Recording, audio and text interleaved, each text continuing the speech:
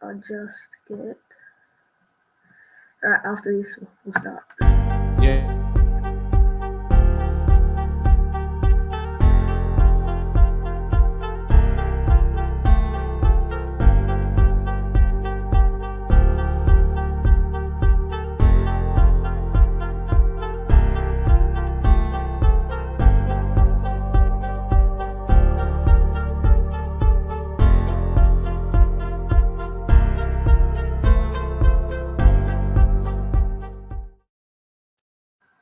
Hello, everyone. Welcome back to another episode of the Newey Jets Football Podcast. What a week it has been of football. We've had pitch invasions to Messi winning the World Cup, and I'm here to break it down with KayGee from the football capital. Mate, how are you? I'm good, Harry, man. Thanks for having me on. It's been an exciting week of football, so can't wait to rip in. Yeah, for sure. I'm just going to start off quickly, get straight into it with the Melbourne derby. Obviously, personally, what a start to the game it was in those first 20 minutes, both teams with chances, and then we have the pitch invasion. What are your thoughts on the whole situation? Yeah, look, just touching on the game firstly. Look, electric atmosphere as you normally would expect from Melbourne derby, and majority of us knew that after 20 minutes there was going to be some sort of stoppage or walkout from the active supporter bays. Now, I've sort of kept quiet since the weekend in regards to the actual events, but all I can say is definitely a dark day in Australian football. There's a couple of matters at hand, both obviously with active support and also player welfare, but also player behaviour. There's so many things to dissect here. Probably one word that's going to describe is very disappointing. Just the way that it all panned out and the way that it unfolded, because that wasn't the message that the active supporter groups around the country were trying to send, and it was just one of those things that I don't think we'll ever see in football again. If we do, it's going to spell the end to our game of football as a national sport. There's still going to be high participation rates at junior level, but at a high level, to see what happened on the weekend, nobody's going to want to take their families to the football. No one's going to want to be able to support these teams, and I'm sure it's a one-off, but there's so much that went wrong on the weekend, and I'm sure you'd agree that we couldn't condone any of that type of behavior. Yeah. Now, just before we touch on the next thing, if you were in charge of this situation, what are you thinking of doing to these Victory fans? Are we taking away points from the club? Is it more of a fan thing? What are your thoughts? Yeah, I think, look, speaking on just from what I've read and what I've seen, Original Style Melbourne, which is the active supporter group, have come out and condemned the actions of those few that, well, I wouldn't say few, but there was about 100, 150 people that might have run onto the pitch on the day. But they've come out and pretty much said that they're against it. And I think that the overall picture on this weekend and the weekends coming up was meant to be that we're all united as active supporters to try and fight against this decision where, Sydney gets to hold the next 3 grand finals. And I think that's now out of the picture. And the fact that that's now out of the picture and we've lost all our ground as fans, as members, as supporters, the penalties are going to have to be harsh. Not necessarily on. It's a very difficult one because I know that the governing body, it's either Football Australia or it's either the APL. One of the governing bodies come out and said to Melbourne Victory, hey, look, please explain. Show cause notice has been issued. They've got up until tomorrow at some point to be able to respond. If I'm the head of the league, there's going to be some harsh stuff, right? So if it was me, you're deducting points, or you're putting points on suspension. So you would say, hey, look, Melbourne Victory, we're currently going to suspend you 6 points, but we're going to hold that suspension of the points.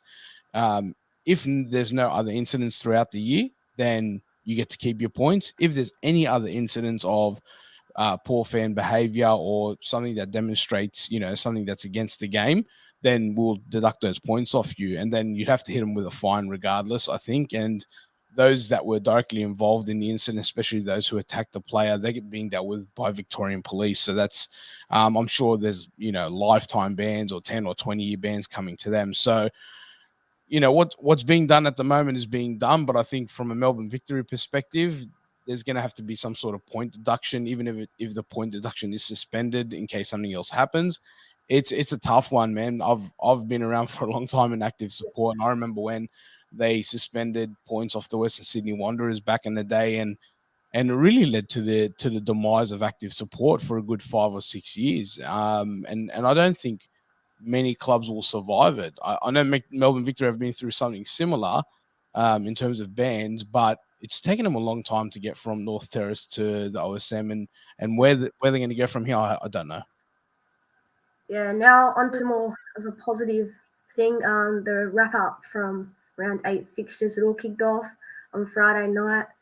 Our boys, the Jets, going down to Brisbane Roar. To be honest, as a Jets fan, pretty boring game for both teams. Both teams didn't really impress, but it was Brisbane with that late goal that got all 3 points. But obviously, we just spoke before, and he didn't get much of the game. But for both teams, obviously Newcastle, every derby win, straight onto a Brisbane loss.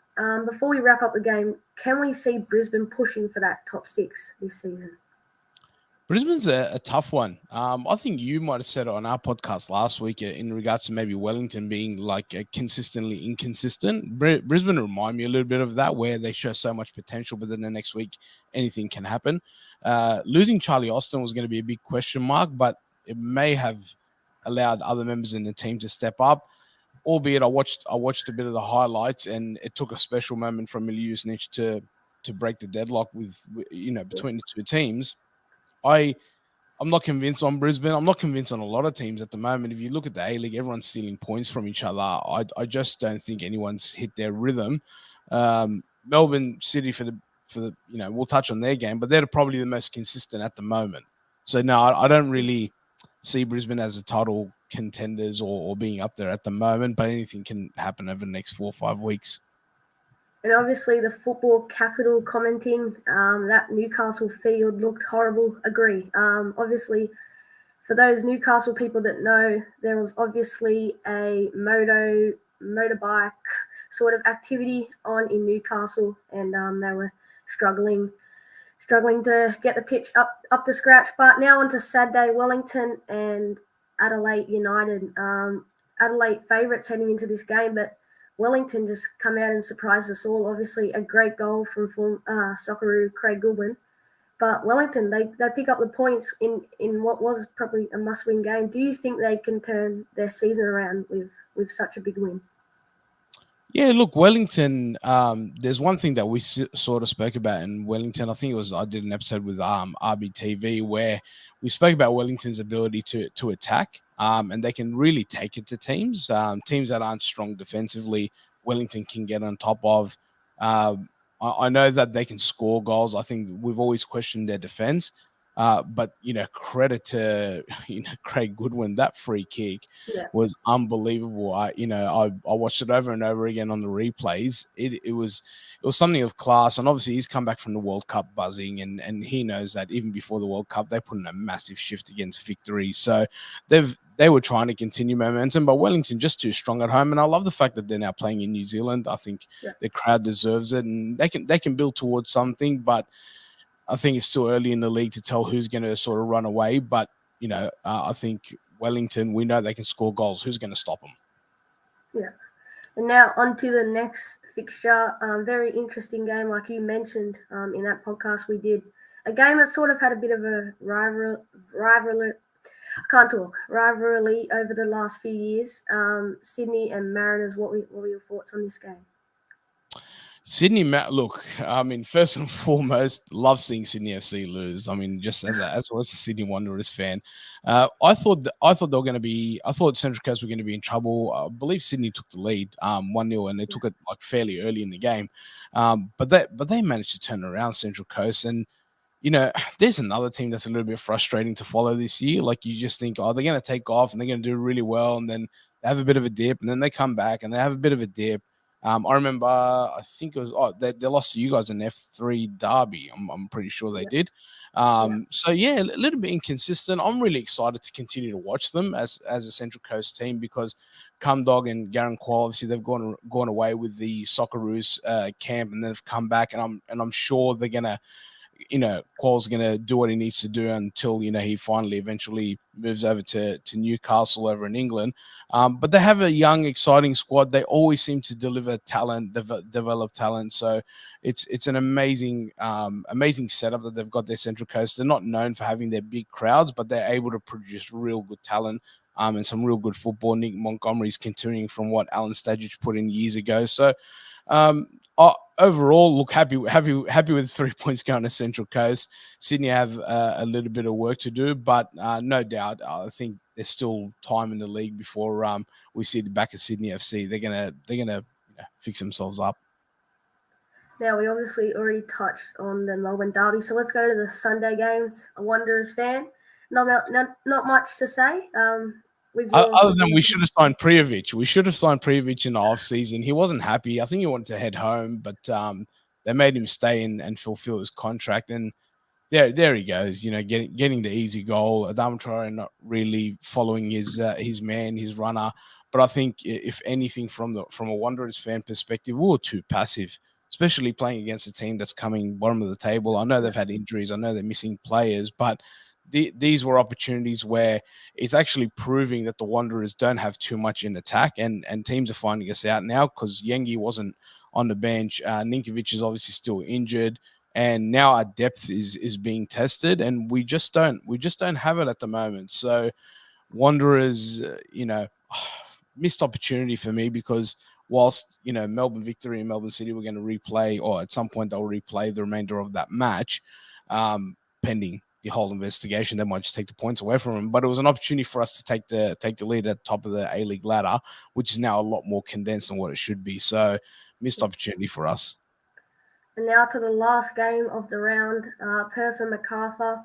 For me, Perth dominated in that first half. Couldn't capitalise their chances, but Macarthur found the breakthrough in the second half. What were your thoughts on this match? Yeah, probably another one where there's a missed opportunity for Perth, who travelled out to Macarthur, and I know Borcher from the football capital was there over the weekend. It's I can't work out. So I sort of know what Perth Glory are trying to do, and obviously they're in a bit of a rebuilding phase. They struggled last year. They've brought in some players this year.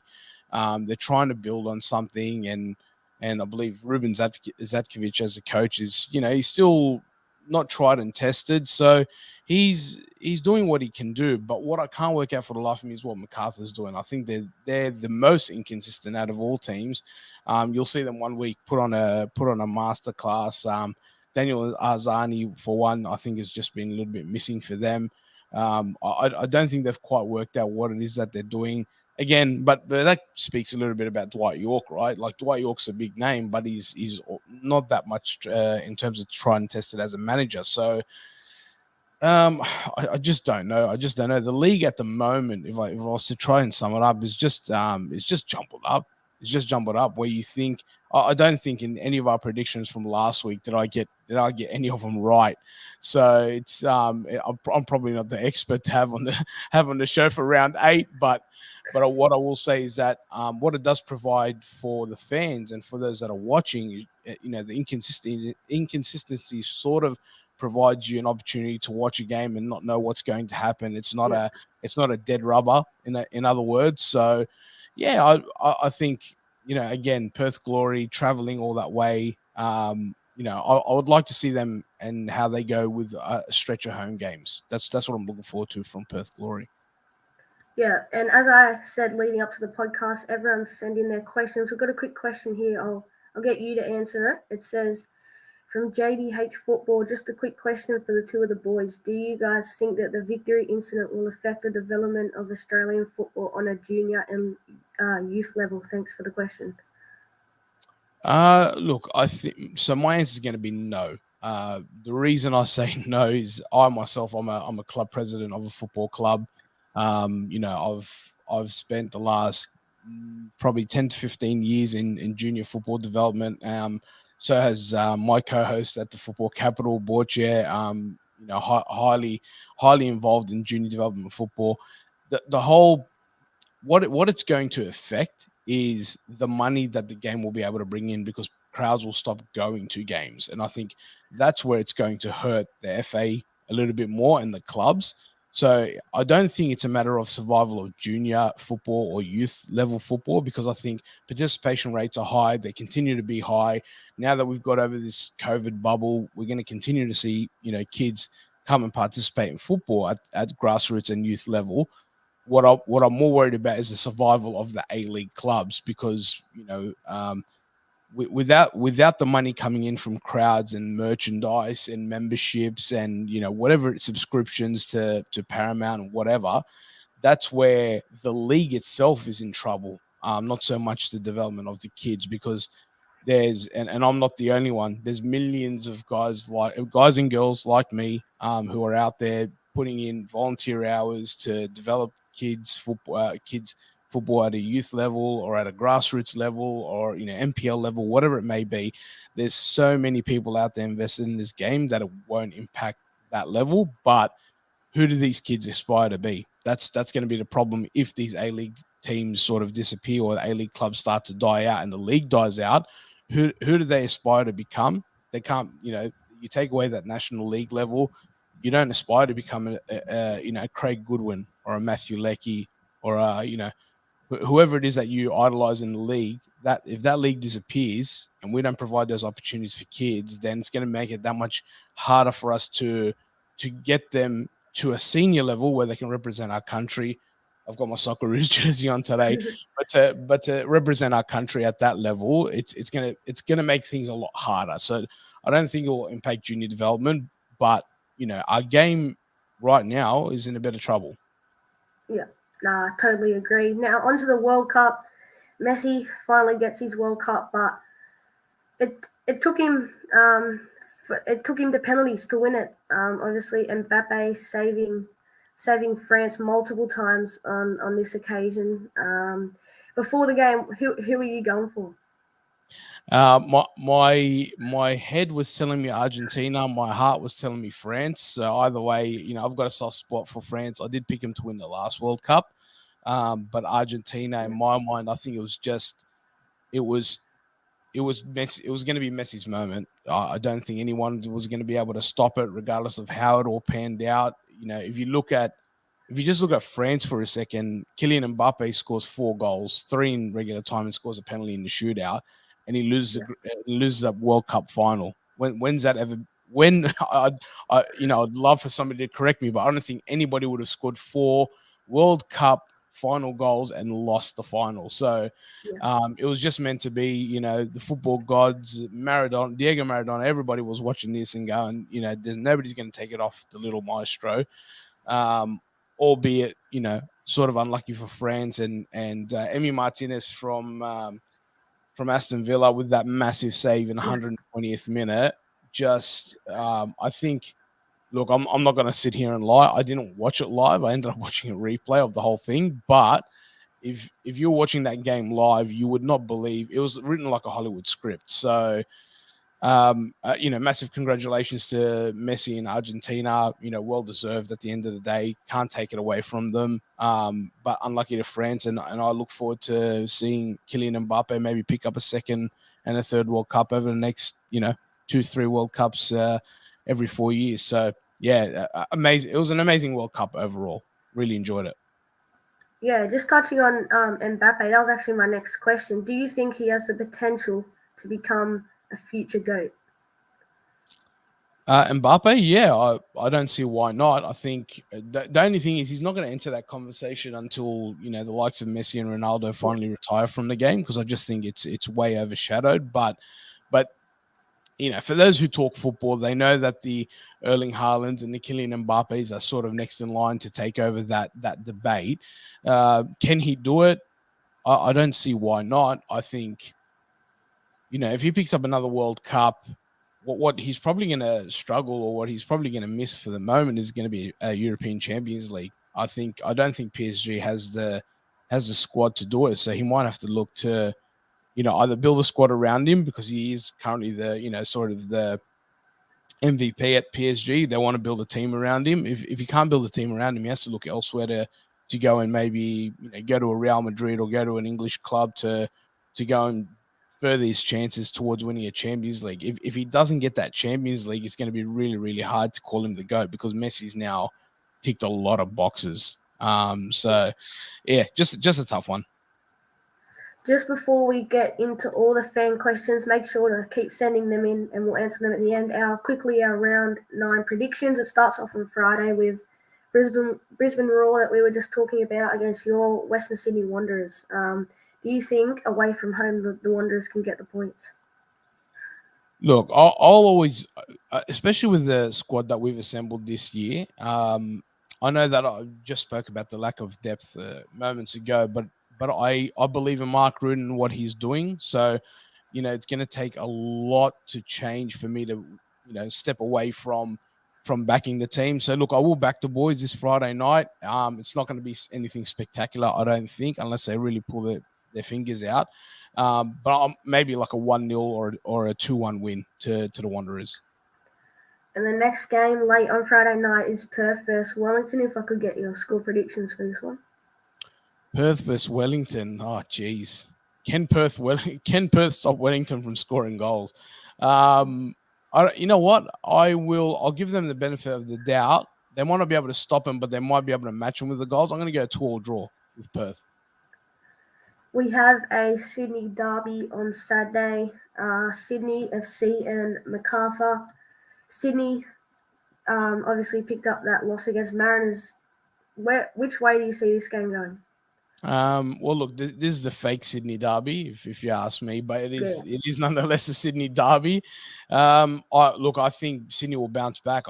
You know what? The time is ticking on Corica. If he doesn't pick up a result here, he's gonna be in a lot of trouble. I think they're gonna start looking at maybe pushing him out the door. So I think out of desperation, they're gonna probably pick up a result. They're playing Macarthur. I'm gonna go 2-0 Sydney FC. And obviously Christmas on Sunday, so we return on Monday to Western United, another fake derby, Western United and Melbourne Victory. With everything that's going on, do you think Victory can turn things around?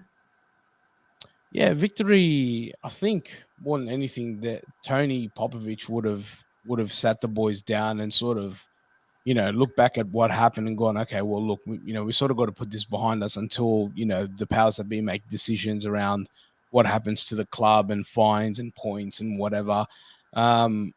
It's also a good springboard from the other side with Western United picking up the points against the Wanderers.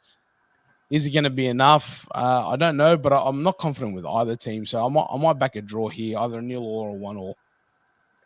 And then on Tuesday, we have champions Melbourne City against the Mariners in Melbourne. I think Melbourne City too strong at home. I know they had a draw against Wellington back in November when I was down there. I watched the game, but I think Melbourne City going to pick up from where they left off on the pitch. And with them at home, a fresh looking squad from off the back of the World Cup, I think they're going to be strong. I think they're going to, I'm going to take a 3-1 here. I'm going to take a 3-1 here to Melbourne City. And the last game to round out round 9, both teams coming off the back of a loss. It's my Jets up against Adelaide in Adelaide. Score predictions for this one? Oh man! So look, I know that the Jets have a game tomorrow night against Central Coast. There's another F3 derby. So whilst there's still a decent amount of time to recover, Hindmarsh Stadium is a fortress. I don't like going there. I don't like any teams going there and trying to pick up points. Adelaide will have a point to prove after their loss to Wellington. You know what? I'll with due respect, I know that you are a Jets fan, mate, but I think that Adelaide will be too strong. I won't go with a score prediction. I'll just say Adelaide to win. And before we end, obviously the football capital is a show that you do. We do all the podcasts regarding the A-League, Premier League. Just let people know where we can find you. Yeah, mate. First of all, thanks for having me on the show. But yeah, you can find me on the Football Capital, where I host my A-League show every week. We'll be dropping an episode out in the next few days, just in the following what happened over the weekend. So you can find me at the Football Capital. I also do some work from time to time with RBTV. So do check them out. And wherever you can, like, share, and subscribe. And please continue to support this channel as well. We want to see, especially after what's happened more recently, we want to see all the content creators collaborate with one another to make sure that we're still pushing Australian football, whether it be the Socceroos or the A-League. And I just think that the more channels we can get, especially like yours, Harry, where they're dedicated to particular teams, the more the merrier, and we'd love to support everybody. So, yeah, like, share, and subscribe. And just lastly, to finish off on this question, I don't know if you're reading the comments, but Boz from Red and Black TV asks when you will be coaching the Wanderers. I'd happily be his assistant. Boz is an amazing coach, amazing manager. I love when he speaks. I love when he gets really technical when he speaks on the podcast, and even in between, our takes, or not so much takes, but before I start the actual shows. So, yeah, Boz, if you take the helm, I'm happy to be your assistant.